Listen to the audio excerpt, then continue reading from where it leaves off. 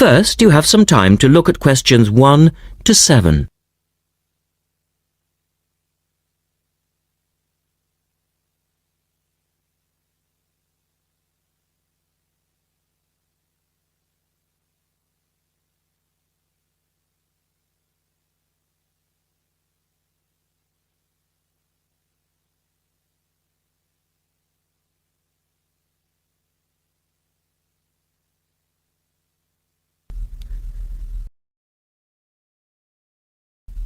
Now we shall begin.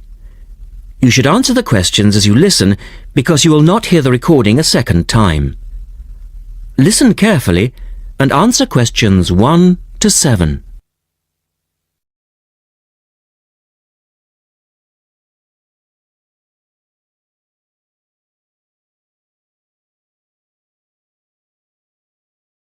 Hello, Paraglider's Paradise. How can I help you? Oh, hi. I'm interested in doing a course in paragliding. Which course are you interested in? Well, I'm not sure. What's available? Well, we've got the introductory course which lasts for 2 days. Okay. Or there's the 4-day beginner's course, which is what most people do first. I'd tend to recommend that one. And there's also the elementary pilot course, which takes 5 to 6 days depending on conditions. We might try the beginner's course. What sort of prices are we looking at? The introductory is $190. The beginner's course, which is probably what you'd be looking at, is $320. No, sorry, $330. It's just gone up. And the pilot course is $430. Right. And you also have to become a member of our club so that you're insured. That'll cost you $12 a day. Everyone has to take out insurance, you see. Does that cover me if I break a leg? No, I'm afraid not. It's only third party and covers you against damage to other people or their belongings, but not theft or injury. You would need to take out your own personal accident insurance. I see. And what's the best way to get to your place? By public transport, or could we come by bike? We're pretty keen cyclists. It's difficult by public transport, though there is a bus from Newcastle. Most people get here by car, though, because we're a little off the beaten track. But you could ride here, okay? I'll send you a map. Just let me take down a few details. What's your name? Maria Gentle. And your address, Maria? Well, I'm a student staying with a family in Newcastle. So it's care of... Care of Mr. and Mrs. McDonald. Like the hamburgers? Yes, exactly. McDonald. The post office box address is probably best. It's P.O. Box 676, Newcastle. Is there a fax number there? Because I could fax you the information. Yes, actually there is. It's 0249, that's for Newcastle, and then 775431. Okay, now if you decide to do one of our courses, you'll need to book in advance and to pay when you book. How would you be paying? By credit card, if that's okay. Do you take Visa? Yes, fine. We take all major cards, including Visa. Okay then. Thanks very much. The girl is telling her friend about the course. Look at questions 8 to 10.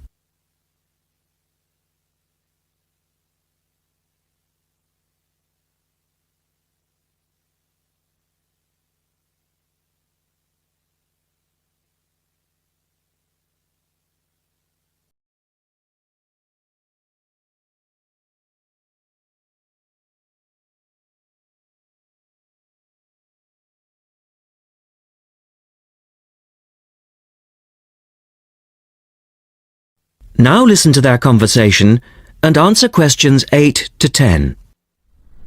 Hi, Pauline. Hi, Maria. What's that you're reading? Just some information from a paragliding school. It looks really good fun. Do you fancy a go at paragliding? Sure. Do you have to buy lots of equipment and stuff? Not really. The school provides the equipment, but we'd have to take a few things along. Such as? Well, it says here, clothes, wear stout boots, so no sneakers or sandals, I suppose, and clothes suitable for an active day in the hills. Preferably a long-sleeve t-shirt. That's probably in case you land in the stinging nettles. It also says we should bring a packed lunch. We do not recommend soft drinks or flasks of coffee.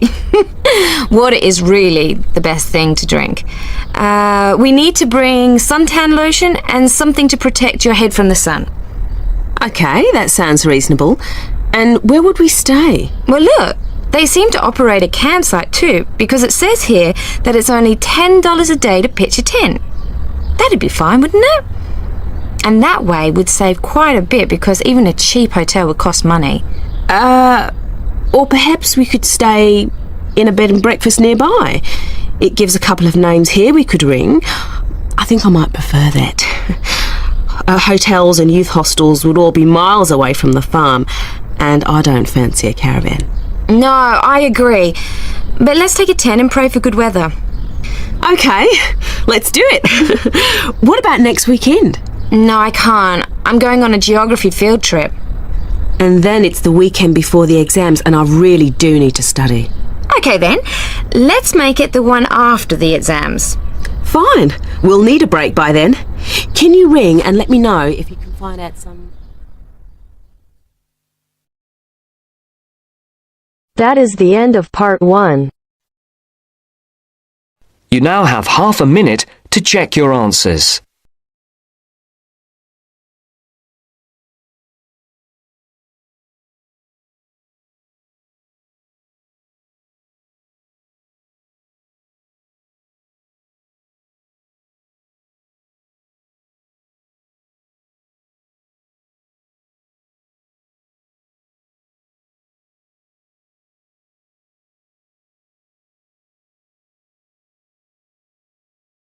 Now turns to part 2. Part 2. You will hear a man talking about areas for growing vegetables in towns called allotments. First, you have some time to look at questions 11 to 17.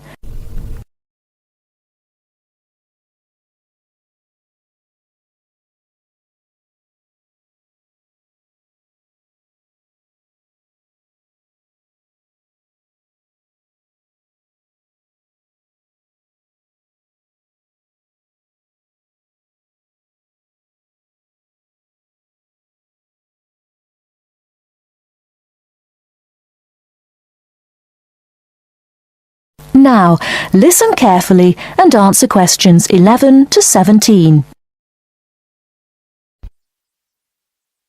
Good evening, everyone. I'm delighted to see so many of you. I was going to start by saying that more and more people are seeing the value of growing their own fruit and vegetables, but now I don't need to. First of all, let me say that whether you have a garden or not, there are all sorts of benefits to having a plot of land you can call your own, and it will give you a great sense of satisfaction. Okay, let's assume you have a garden. Chances are it's small. Most gardens in cities are hardly big enough for a few pots of herbs and a couple of rows of beans. Now that's where allotments come in. A typical plot is around 250 square meters, big enough to feed the family for a year. Big enough, too, to grow a whole range of vegetables, fruit as well, perhaps, not just cabbages and potatoes. Moving on to the social aspects of an allotment. How many people can say their garden is a meeting place? You might chat with your next-door neighbour every now and again, but allotments are notorious communal hives. There are usually between 10 and 30 plots on any allotment site, and they bring together people from all sorts of social backgrounds. Where else do you find a lawyer deep in conversation with a lorry driver? There's often a great sense of camaraderie, with initiatives to involve the wider community, including the less able, the retired, and the unemployed. In urban areas nowadays, people may have a tiny yard or a balcony, But it's not a garden. An allotment is a huge recreational asset for anyone in that situation. First of all, there's the exercise. Renting an allotment costs around £30 a month.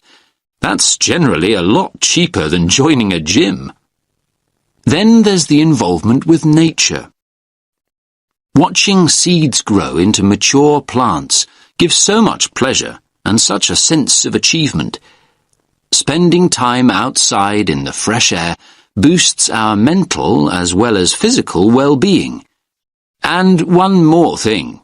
Don't forget allotments are also an enormous benefit to the environment. They provide invaluable green space in our ever more clogged-up towns and cities, making them more sustainable and appealing to live in. These spaces provide a habitat for wild plants, birds, insects, and occasionally bigger animals. What's more, locally grown food doesn't have to be transported long distances, and that helps to reduce road traffic and hence pollution. Now, food. A subject we all like talking about, because the main appeal of an allotment is obviously taking home all the freshly picked vegetables and fruit. So why is Grow Your Own so good? Well, to start with, there's the superior flavour. Food you've grown yourself tastes infinitely better than anything bought in the supermarket because it will be super fresh. Another point in its favour is the range. These days, gardeners are growing an amazing variety of vegetables on their allotments. Finally, there's the bonus of knowing that the produce you've grown is organic. You know that what you're eating wasn't grown on an industrial-scale farm or sprayed with large amounts of pesticides. Now you have some time to look at questions 18 to 20.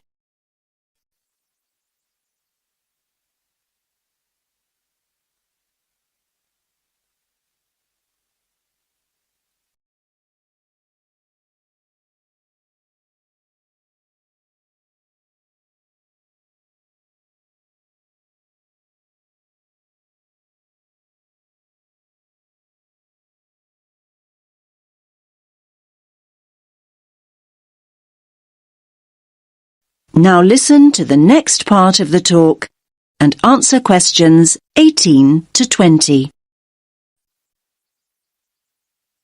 Now I'm going to show you a typical allotment from the site closest to here on Finley Road.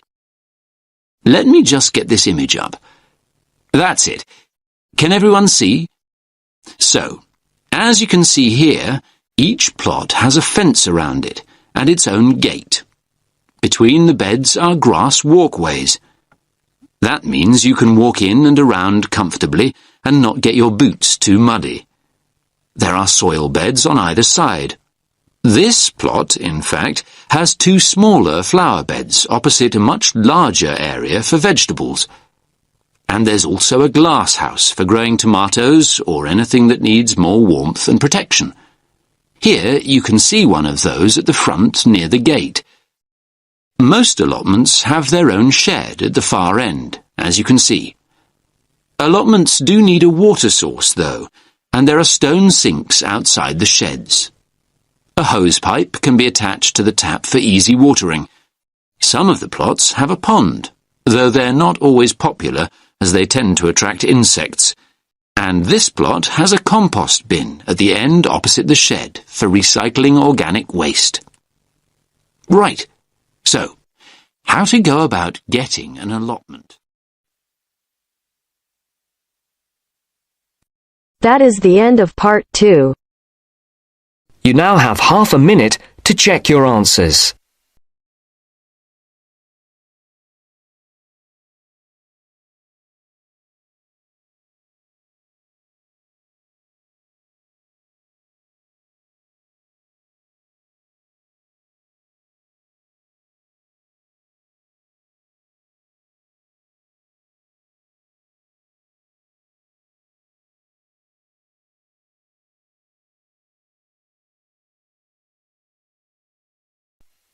Now turns to Part 3. Part 3. You will hear two students called Jane and Mark talking to their tutor about the project assignments for their senior thesis. First, you have some time to look at questions 21 to 23.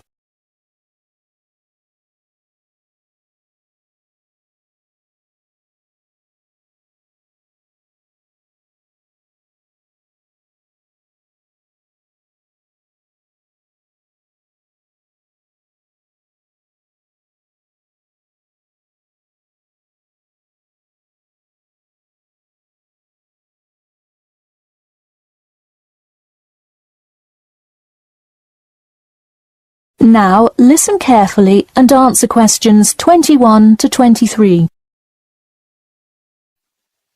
So, you were both given your project assignments for your senior thesis today, right? Yes, and we already have to submit our topics next week. But how could they give us a grade this soon? No, next week's due date will not be counted towards your final grade. The teachers are just going to read your topic and give you feedback. Oh, I see. So first we should come up with our topics, and then what? Well, once you know what you want to study, you need to think about how you'll study it. You need to decide on your research methods. The methods will be the main part of your paper. What about the results section? Well, I can give you feedback on that, but you will be the one carrying out an experiment, and thus will have to produce the results on your own. What I would like to do today is practice writing research papers before you even begin your report. I'll give you samples of old data from past experience, and you can practice writing results and drawing conclusions. I think that would be really helpful. Yeah, it sounds like a lot of extra work, but I'm sure it would make our actual project easier. You're exactly right. So let's get started. First, let's try this simple experiment on fruit flies. Read the information and then take 25 minutes to summarize a results and conclusion section. That's really important. Pay attention to the time limit. Okay, does it still have to be 6,000 words? No, don't worry about that. What if we get off topic? I wouldn't worry too much. You'll have so much information to write about that it should be easy to stay on topic. Before you hear the rest of the talk, you have some time to look at questions 24 to 30.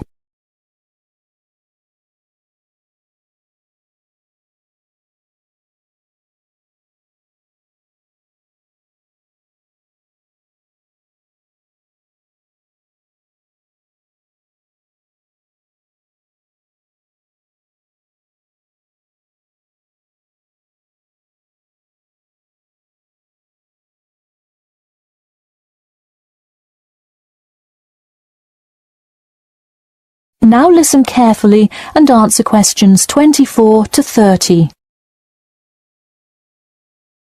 But what about other sources? Well, for this assignment, you can use the one from your textbook. In your actual paper, you should find old experiments that support your topic. So do we need to find different types of sources? For instance, should I be conducting lots of interviews to use in my paper? No, there's no need to conduct lots of interviews or anything like that. Okay, I'm ready to get started. I'm still a little confused, though, on how we should format our paper. Don't worry about it for now, but on your final paper, make sure to pay attention to the format. It should follow the guidelines exactly. Oh man, I'm starting to understand why they give us all semester to do this. Are there any other small details like that we should know about? Not a whole lot. Make sure you provide 2 copies. One for your teacher, of course, but one for yourself as well. And of course, you know the due date, right? It's April the 11th, right? What? No, it's May 11th, right? Yes. The due date is May 11. Write it down. Oh wow, yeah, I need to note it. Also, I'm having trouble finding information on my topic. What if I can't find enough good sources? It's all right to change your topic. Just make sure to do it before the beginning of April. Oh really? Wow, I'm definitely going to change it then. Just make sure to write a note to your teacher letting him or her know. OK, so getting back to writing this sample paper, where do we start? Should I just explain the experiment and what happened? Well, you need to start with your hypothesis, what you think will happen, and then describe your procedure. Then you can write up the results and your conclusions. Oh boy, I don't know if I can handle any more instructions. That is the end of part 3. You now have half a minute to check your answers.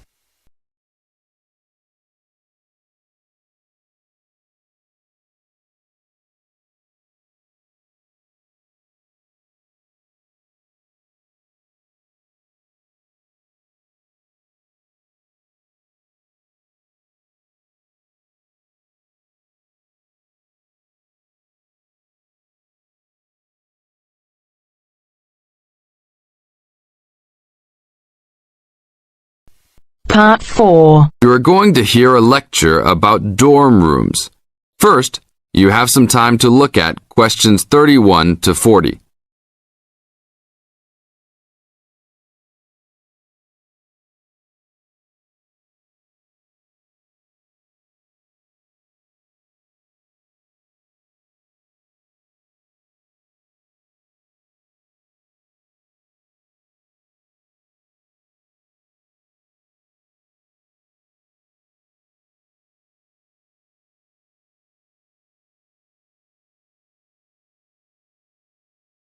Now listen to the tape and answer questions 31 to 40. Welcome to your new home for the upcoming year. These dorm rooms are among the best in the nation and are the newest ones at this school. So I hope you will all learn to appreciate them and take good care of all the facilities here. I am Gina, and I will be residential advisor in this building for the year. Today I am going to tell you about some of the programs and facilities that are available to you. I will also be telling you the rules that everyone is expected to abide by. I will be asking you to give me your full attention for the next few minutes. I will first tell you about the facilities that are available to you. The dining facility is located on the first floor of the building. It is open 7 days a week from 7 a.m. to midnight. All the food offered to students is freshly made every day, and my own opinion is that the food is actually quite good. Feel free to come and grab a banana for breakfast or sit down with a group of friends for dinner. Although your meals are served buffet style, please do not waste food. All students are expected to clean their own tables after meals. In the basement of this building, there is a gym and recreational hall. The gym has workout equipment such as treadmills and weight sets. In the recreational hall, there are ping pong tables and a pool table for student use. You must sign in when using this equipment, and you will be held responsible for any damages or losses. The gym and recreational hall are open daily from 10 a.m. to 10 p.m. There is a kitchen located on the second floor of this building. Your dorm key will open this door. Inside there is a refrigerator, a microwave, an oven, and a stove. This room is open 24 hours a day, 7 days a week. If you decide to cook a meal, please be considerate to all the students and clean up after yourself. You can use some food in here, but please do not make a mess. Some students do end up having their food eaten from the fridge, so be careful. Don't leave anything that looks like it tastes really good. Do not leave pots and pans lying around in the kitchen. Please store these in your room. There are many programs being sponsored by our building this year. One of the most popular is our Saturday morning outings. In the past years, these trips have included going fishing, hiking, cycling, ice skating, and even going to the beach. There will be a listing of scheduled events coming out soon. The university sponsors these trips, so transportation will be provided. However, there are usually some costs associated, though they are usually minimal. Our building also has a volleyball team. All students who live in this building are welcome to join. Last year we won first place in the dorm league. Please sign up at the front desk if you are interested as soon as possible, as there are only 20 spaces available based on a first-come, first-serve rule. The last things I want to talk about are the rules of our building. I know rules can be boring, but they are necessary to ensure the welfare of everyone living here. First, noise levels must be kept to a minimum after 11 p.m. Many students have early classes, so for those of you that have the luxury of sleeping until 10, please don't stay up late making lots of noise. Secondly, all visitors must sign in at the front door.